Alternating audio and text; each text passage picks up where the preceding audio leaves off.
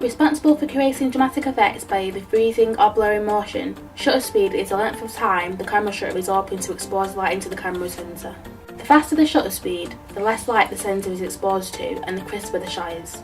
The slower the shutter speed, the more light the sensor is exposed to and the more motion blur there is present in the shot. Being able to control this effect allows filmmakers and photographers to communicate motion in dramatic and artistic ways.